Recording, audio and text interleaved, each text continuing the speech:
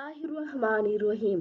रसूलुल्लाह सल्लल्लाहु अलैहि वसल्लम ने फरमाया कि जो शख्स रोज़ाना 100 बार ये कलमात पढ़े, इससे बेहतर कोई कलमा किसी ने नहीं कहा, अलबत्ता अगर कि कोई इससे ज़्यादा अमल करे।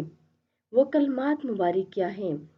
ला इलाहा इल्ला इल्लल्लाहु वहदहु ला शरीका लहु लहुल मुल्कु वलहुल हम्दु वहुवा अला कुल्ली शैइन कदीर।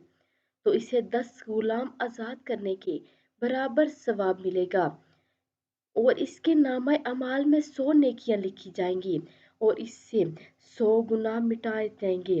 और इस दिन शाम तक ये कलमात इसके लिए शैतान से बचाव का जरिया होते हैं।